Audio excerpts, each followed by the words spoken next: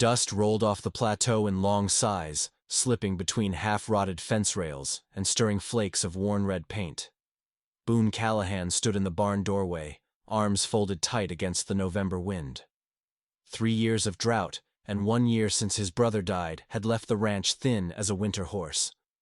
2 colts shivered in the pen, coats dull, ribs counting themselves. Boone's own grief hung heavier than any saddle, and the barn smelled of damp hay and resignation. A flyer flapped on the feed-room wall, corners curling.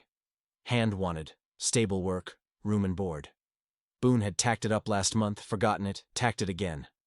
No one came. Townfolk said the Callahan spread was cursed, that horses threw riders for no good reason, that Boone's silence spooked even cattle. He let them talk. Words were cheap, nails were dear. Near sundown, a wagon creaked over the ridge road. Single mule, driver wrapped in a long canvas coat. Boone watched the wagon bounce through ruts until it halted by the gate. The driver climbed down, boots soft on dust. Woman he saw now, mid-20s, lean, hair tucked under a kerchief, eyes the pale color of juniper berries left to winter. She said her name once, Grace Mercer. Voice low, like wind through sage. She pointed to the flyer in her gloved hand, same creased corners. Boone nodded toward the barn, unsure what else a welcome looked like. She followed, limp, barely visible but sure. Inside, the roan colt slashed his ears, skittish. Grace set down her pack, moved near, palms open. No words, breath slow. The colt blew, then settled, neck slackening. Boone's brow flicked surprise, but he said nothing. Grace unpacked brushes, each wrapped in oilcloth. She cleaned them, lined them along the stall rail, ritual steady as prayer. She inspected tack, lifted each strap, pressed leather to her cheek, listening with skin. Boone cleared his throat, motioned to the cot in the loft. She climbed the ladder, tested the boards, and set her bedroll without complaint. Night dropped quick. Boone ladled coffee, slid a tin cup across the grain table. She drank, gaze sweeping rafters, counting cobwebs maybe, or grief she hadn't named. When he asked, gruff, abrupt, why only 1 mule, she met his stare, shrugged once. Enough for me. The silence after carried more weight than conversation. They slept in separate corners of the same ache. Dawn light spilled gray. Grace was already in the paddock. She walked the perimeter, mending holes with wire she'd salvaged from broken fencing. Her limp slowed her, but not enough to matter. Boone saddled the bay, rode fence line till noon, returned to find the colt standing calm while she rubbed liniment into a swollen knee. The second colt, skitter-boned, nervous, dozed nearby. Boone leaned against the post, watched the hush between them. 3 days shaped a quiet rhythm. Boone fixed rails and irrigation gates. Grace swept alleys, boiled mash with chopped oats, brushed horses till their coats shone soft in weak winter sun. She spoke little. If Boone muttered a task, she answered with a nod, sometimes a single syllable. Done, sure, fine. The barn grew quieter, yet somehow less empty. On the 4th evening, Boone found an old guitar behind feed sacks, strings rusty, bridge cracked. He set it by the doorway, thinking furnace wood. Grace stopped, fingers on the neck. She plucked one brittle note, winced at the twang, but her eyes held a question. Boone shrugged. Take it, or toss it. She carried the guitar to her loft, sanding noise floating down through rafters as stars wheeled outside. By week's end, the roan colt stood saddle quiet. Grace led him in small circles, her limp matching his cautious step. Boone watched from the rail, arms crossed. She swung a leg, gentle, settled in the saddle. The colt stiffened, then lowered his head, moving under her weight like he'd been waiting for permission to breathe. Boone felt something loosen in his ribs, foreign and unsettling. Storm signs showed, sky iron gray, wind soured. Boone and Grace drove horses into the barn, barred the big doors. Gusts rattled tin, sleet pinged off beams. Lantern light pooled gold. Water dripped through a cracked ridge cap. Boone hadn't fixed it. He moved a bucket, cursing. Grace climbed the loft ladder, brought down a tarred canvas, tucked it over the feed bins. Practical mercy. The storm roared, but inside, the hush held. Hours later, Boone found her seated on a hay bale, guitar newly strung with baling wire. Fingers coaxed a slow progression. 3 chords, bones of a hymn. Sound wobbled, sweet in its imperfection. Boone sat on the grain box, boots on dirt, listening. Music sifted through the stale barn air, settling on grief like snow obscuring scars. When the lantern guttered, she stopped, set the guitar aside, and looked at Boone. He cleared his throat, offered coffee that had cooled, but she shook her head, small smile ghosting. It was enough. Morning after the storm, sun glittered off ice sheeting the trough. The nervous colt lay in straw, breathing too fast. Boone knelt, colic, belly tight. He worked a tube, oil and water, but the colt thrashed. Grace stepped in, laid her palm on the colt's neck, humming low. Not words, just vibration. The colt quieted long enough for medicine to flow. Hours later, gas passed, life lingered. Boone exhaled a breath he didn't know he held. Grace wiped sweat from her brow, smudged with straw dust, and met his eyes. Shared relief, silent. That night, Boone climbed the loft ladder, carrying the guitar. Grace sat cross-legged on a blanket mending a torn saddle pad. He placed the instrument beside her, a question in the offering. She strummed, soft. He leaned against a beam, listening. Outside, wind calmed, and grief felt less like a noose, more like weather leaving. Below, the horses shifted, hooves thudding quiet assurance. Above, 2 people learned the shape of solace carved into ordinary tasks. The cold stretched on, but routine softened its edge. At sunrise, Grace raked the alley, boots crunching frost that bloomed overnight. Boone carried hay, sliding bales onto the loft rail for her to break. Words were sparse, but movements learned each other's timing. He handed, she stacked, he hammered, she pressed the board steady, pauses aligned. A letter arrived by stage, edges damp. Boone broke the seal beside the paddock. Debt collector's crest. 5 months overdue on feed bills. If winter held another 6 weeks, the bank would own every rail. He folded the page small, slipped it into his coat, and walked out to mend fence as if nothing had happened.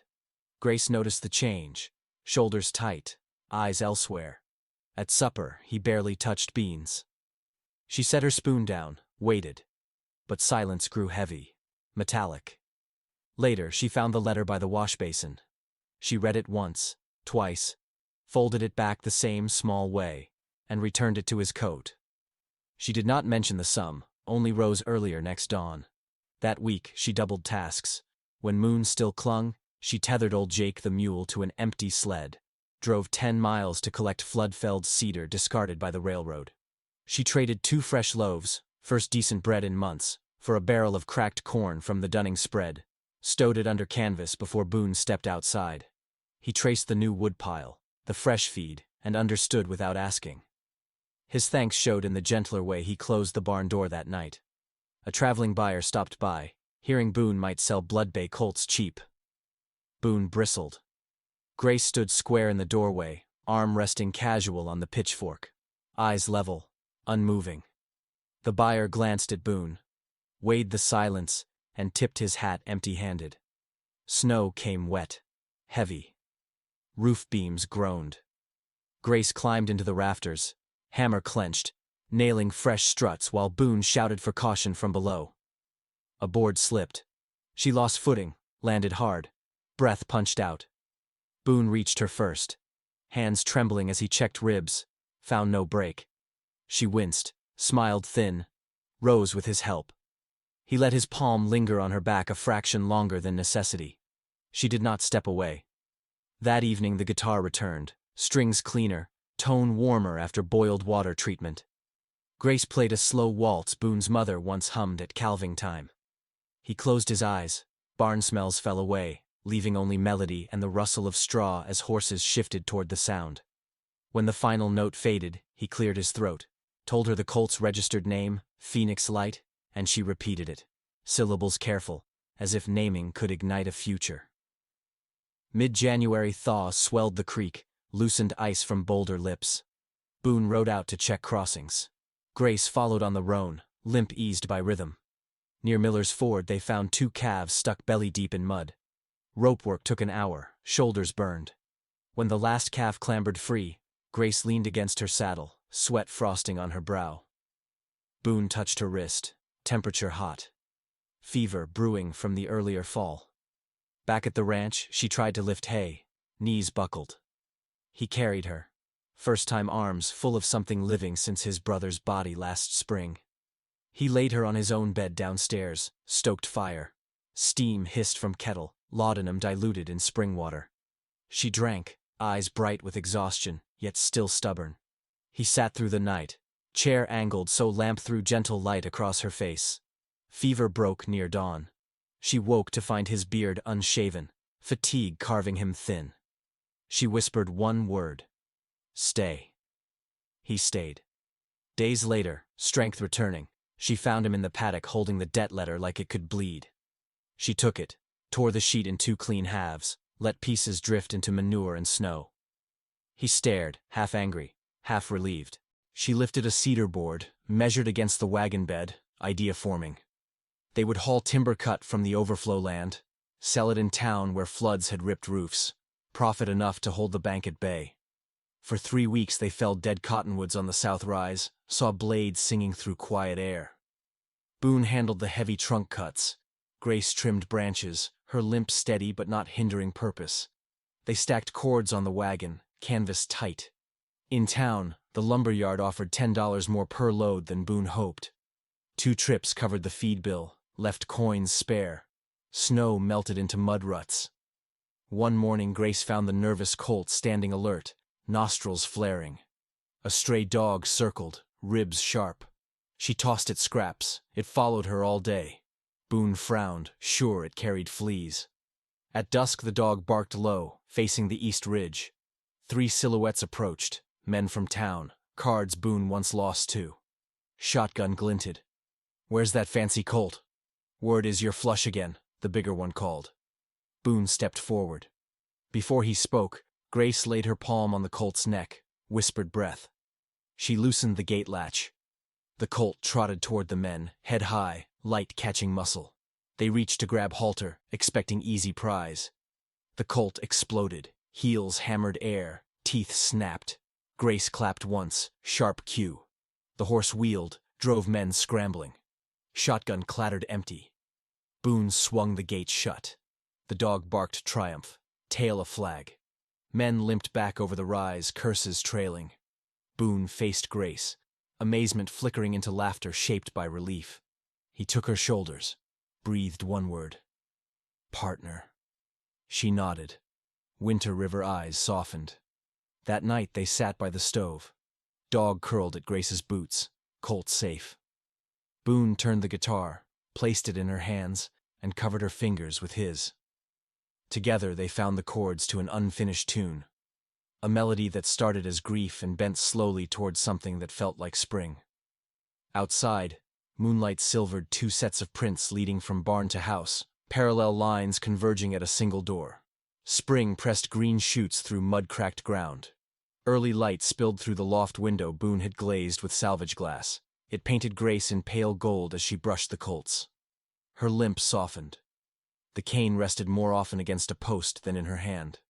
The stray dog, now named Flint, shadowed her steps, ears pricked for any sound that did not belong. One clear morning Boone rode fence and found hoofprints he didn't own. Sharp, narrow, iron new. Someone had lifted a corner post clean out, slipped horses through, and let them graze until moon down. He traced the prints toward the river bend but lost them in shale. He returned uneasy, jaw tight. Grace listened, said nothing, fetched forge tongs, and set about welding scrap into a gate latch no bolt cutter could kiss. They worked side by side all week, patching breaks, stringing fresh wire. Boone's hands bled. Grace tore linen into narrow wraps, bandaged him without comment. At dusk she reheated cornbread, sliding the crust toward him first. He broke a piece, passed half back to her. Silent thanks trading hands until crumbs were memory.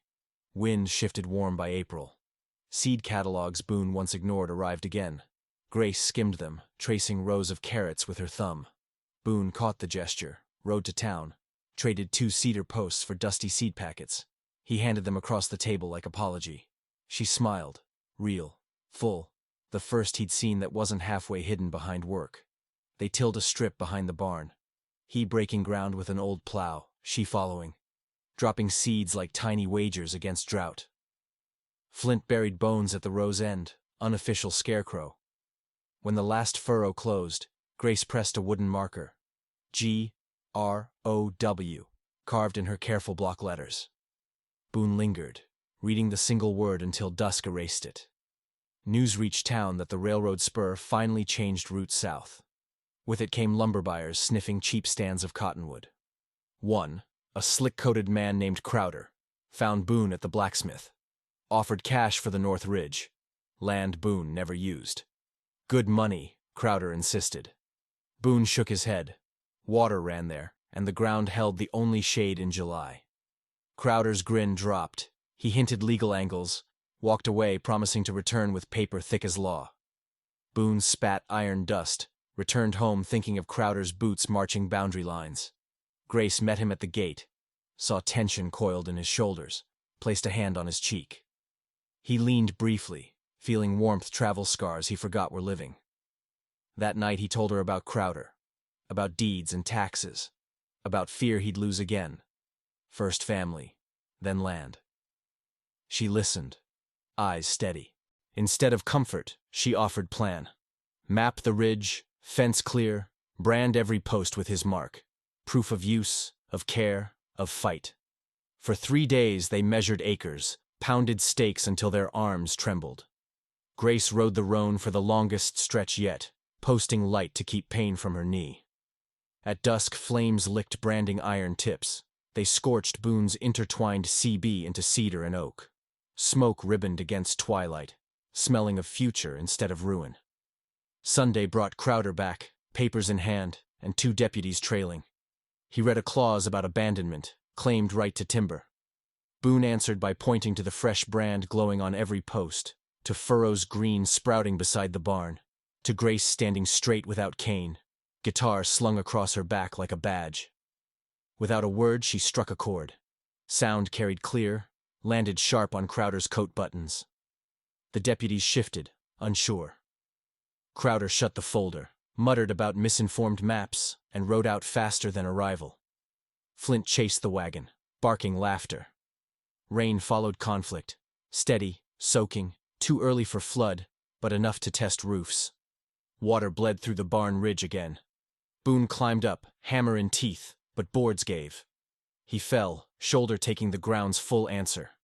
Pain cracked white behind his eyes. Grace knelt, fingers pressing collarbone, counting ribs. None broke clean, but he breathed like nails in his lung. She dragged a mattress to the parlor, made him lie still. Days blurred under laudanum haze. Boone drifted between ache and dreams of thunder. Each waking moment held Grace's silhouette, feeding colts, stoking stove, strumming soft so Flint would settle at his feet.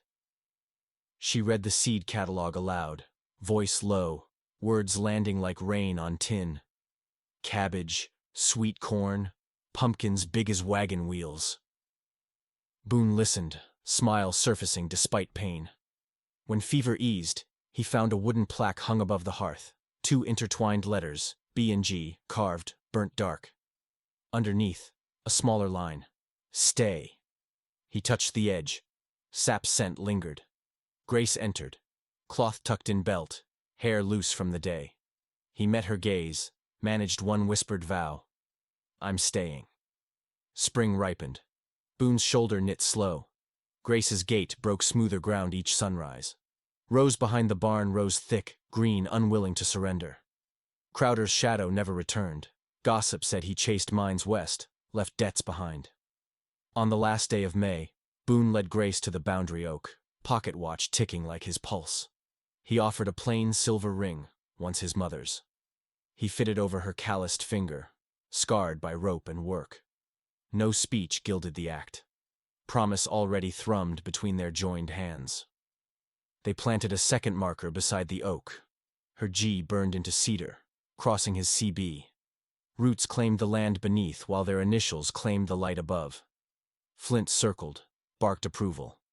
Dusk spread lavender over tilled earth. Colts grazed quiet. Debt letters lay silent ashes in the forge. Boone took Grace's hand, guided it to his steady heart. She closed her eyes, listening to the beat she had cleaned free of rust and grief. When she opened them, twilight mirrored in juniper-berry irises, they walked back toward the barn, two silhouettes folding into the sure dark. The river shrank to a ribbon under July heat. Grass went brittle, snapping under boots like dried wishbones. Boone walked fence at dawn, shirt already damp, watching dust rise where pasture green should lie. Colts paced the rail, flanks dark with sweat. Flint panted, tongue lolling, ears flicking at non-existent flies. Grace hauled buckets from the hand pump, muscles corded in her lean arms, refusing any offer of rest. Water became a currency paid in silence and careful pour. 3 times a week, Boone rode to Miller's Creek to check flow. Each time the rock gauge dipped lower. He stored the news behind his teeth until one evening, Grace caught him staring at the cracked soil near the cabbage row, jaw grinding. She wiped dirt from her palms, waited. When he spoke, words sounded like wooden slats ready to splinter. If the creek dries, feed's gone. Bank will smell blood. Grace knelt, pressed fingers into powdery dirt, then closed her fist as if claiming what little moisture hid there. She met his gaze, nodded once, and walked to the barn. Boone followed, unsure if he should apologize for reality. She dragged out every empty barrel, even the one housing rusty nails, scrubbed them clean, and rolled them toward the pump. Boone understood. Store water now, argue with drought later. That night lightning flickered to the south without thunder. Dry storm dancing over cheatgrass plains. Wind kicked dust against the windows. Boone lay awake, shoulder aching where bone still mended, listening to the roof groan. Beside him, Grace breathed steady, but her fingers twitched as if counting barrels in dreams. Morning broke with smoke on the horizon. The cheatgrass had caught. Flames marched north, riding wind toward the Callahan fence. Boone saddled the bay, yelled for Grace to stay, but she already hefted the pump lever, filling buckets faster than his commands could form. They met the fire at the south line, Boone whipping a wet gunny sack against sparks, Grace dragging flaming tumbleweed away with a hay-hook, limp forgotten. The heat peeled skin from cedar posts, smoke clawed lungs raw. They fought until dawn's pale sky bruised orange with ash. When wind shifted east, the flames veered, leaving a black scar at the property edge. Boone slumped against a post, chest heaving, sweat streaked with soot. Grace pressed a damp cloth to his neck. He covered her hand with his, felt her pulse drum through calloused fingers. No words, only 2 heartbeats slowing together. The fire left more than ashes. 3 fence spans burned. Cattle meandered, confused. Water barrels stood half empty. Boone tallied losses. Numbers tasted of smoke. Grace placed the tally sheet beside fresh cornbread. A silent dare to eat fear. He chewed, forced himself to swallow hope. 2 days later, a letter arrived from the bank. Final notice. Auction set for first frost unless payment made. Boone crumpled the page, fist shaking. Grace smoothed it on the table, read each line, then fetched her carving knife. She walked to the loft, returned with a canvas bag. Inside lay 6 wooden figures, horses, colts, and one intricately carved guitar the length of Boone's forearm. Each piece carried the small burned mark of intertwined CB and G. She placed the guitar in his hands, weight of many nights' patience. Fair, she whispered, first time he'd heard that word from her lips. Town fair. Boone drove the wagon to Sparrow Junction under a sky the color of old tin. Grace rode beside, guitar wrapped in burlap. The annual harvest fair bustled, stalls bright with pickle jars and quilts no rain would touch. Grace arranged her carvings on a gingham cloth. Children crowded first, then ranch wives, fingers tracing grain lines smooth as prayer stones. Prices she whispered were half Boone imagined, yet coins rang constant into the tin cup. By noon, only the guitar remained. A music seller from Phoenix examined the piece, brushed thumb along fret notches. Who cut this? Grace tapped her chest once. He named a sum Boone considered miracle enough. Grace shook her head. Higher. The man smiled, doubled the offer, added a promise to display it in a storefront window. She agreed, pocketed a stack of greens so thick Boone's breath staggered, enough to cover half the debt. On the wagon ride home, Boone stared at the sky, marveling how cedar shavings and stubborn nights could turn into dollar ink. Grace counted bills once, slid them into an envelope, sealed it with a strip of rawhide. She laid the envelope in Boone's lap without ceremony. He turned it over, ran a thumb across the seam, and felt years of heaviness shift. Yet half the debt was still debt. A week later, Walt Dunning arrived with news. The county granted funds for a new stage stop between Sparrow Junction and Prescott. They sought a reliable stable halfway. Callahan Land met the distance. Boone hesitated. Grace stepped beside him, cane tapping decision. She laid out numbers in the dirt with the end of a stick. Feed sold, shelter fees, potential hay contracts. Boone watched the columns add up to survival. He stuck out a calloused hand. Walt gripped it. Deal struck. Construction began before summer bent to September. Grace oversaw stall spacing, ensuring each beam strong enough to bear wind and sorrow. Travelers soon stopped, trading coins for oats and fresh well water. Grace's bread sold by the heel. Flint guarded tack at night, snarling at coyotes more imaginary than real. When the first frost kissed cabbage leaves silver, Boone rode to town with a satchel of stage stop earnings and Grace's carving profits. He laid the money on the banker's polished desk, boots muddying the ornate rug. The banker counted twice, eyes widening. Debt cleared, land safe. Boone tipped his hat once. Words were unnecessary. Riding home, moon rising full, Boone found Grace sitting on the porch rail, guitar absent now but a new carving in her lap. A small barn with open doors, inside two figures side by side. She held it out. Boone looked at the miniature, saw how the figures' heads tilted toward one another, saw the dog at their feet, the colt in the stall beyond. He felt tears ignite behind eyes unused to such heat. He set the carving on the porch post, pulled Grace close, forehead against hers, and breathed the only vow that mattered. Stay for every sunrise. She answered without sound, only the steady strength of her arms around him, pulse sinking to the rhythm of home. Inside, the shelf above the hearth waited for the new piece. Outside, the wind carried ash scent away, leaving only pine and the promise of thaw. Snow came late, soft as sifted flour, drifting across the paddock until fence rails looked sugared. The stage line stayed running. Drivers trusted Callahan feed more than town gossip. Each arrival dropped fresh stories, warm coin, and sometimes a battered guitar tune traded for a mug of Grace's chicory brew. Boone salted the road where wheels slipped, curse words melting into steam. Grace wrapped her shawl tight, limp almost gone now, cane only a winter precaution. The stable lantern burned every night, yellow halo over frost-white roofs. Grace carved between chores, tiny horses, a loaf of bread no bigger than a thumb, a mule with ears cocked like flints. Travelers bought them as tokens, carried a sliver of the ranch down the road. Boone patched saddle girths, hammered new shoes, filled the quiet with purpose. On the eve of the solstice, Grace found Boone kneeling by the ash tree they'd planted for his brother. He traced the bark, as if reading Braille, none but him understood. She knelt, placed her palm over his hand. He spoke low. First time she'd heard his brother's name. Eli. Spoken aloud. Told her how Eli died tangled in a stampede Boone could not halt.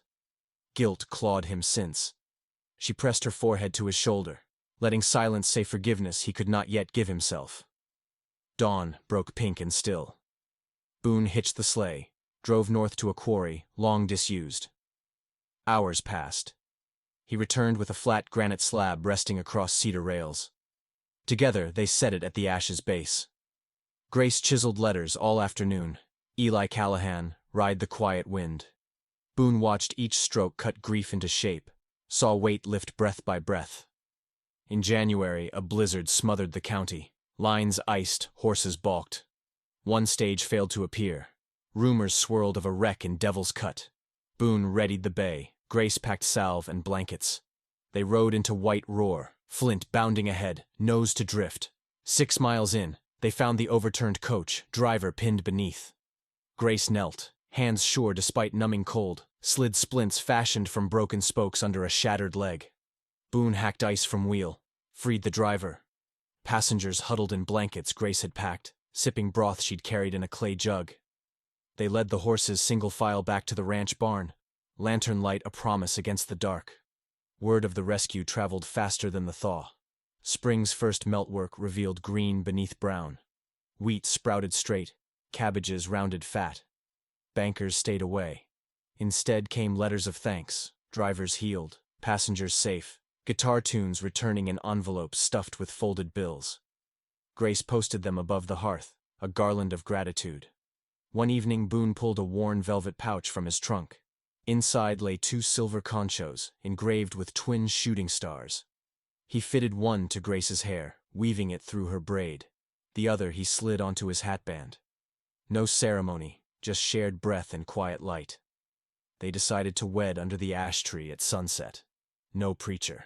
Clara Kellerman read a single verse about seeds and storms. Walt Dunning stood witness, hat in hand. Flint trotted circles, tail beating dust. Grace wore a simple homespun dress Boone had ordered from the freight catalog, hem brushing new grass. Boone's coat smelled of liniment and cedar. They traded vows in voices barely louder than wind. Still the whole ridge heard. A week later the first foal dropped. Sleek bay, star on its brow. Grace named it Dawnlight. Boone laughed, said the name tasted like hope. They led the mare and colt to pasture, watched wobbling legs find rhythm. The foal nickered. Flint barked once, approving. The garden ripened deep and sweet. Grace set a jar of pickled beans on the shelf, CB and G etched onto the lid. Boone slid the carving of the Barn family next to it, shelf bowing under story weight. Nights they sat on the porch, guitar soft, stars pricking velvet. Boone's shoulder no longer ached, Grace's limp echoed only in memory. The dogs slept at their feet, chest rising slow and sure. Visitors kept coming, some thirsty, some lost, some curious. Boone offered feed and a place by the fire. Grace offered bread and a carved trinket. Every stranger left lighter. The ranch ledger balanced in black for the first time in years. On the anniversary of Eli's passing, Boone placed a carved colt under the ash, Grace's newest piece, legs folded in rest. He whispered thank you to the wind, felt it return warmed by spring sun. Grace touched his hand, intertwined fingers firm as braided rope. They walked back toward the barn, silhouettes long and even across the grass. Behind them the ash tree stirred, leaves rattling a gentle applause. If the hush of their story settled something quiet in your chest, tip your hat with a like, hitch your wagon by subscribing, and ride back when the next soft miracle unfolds on the horizon.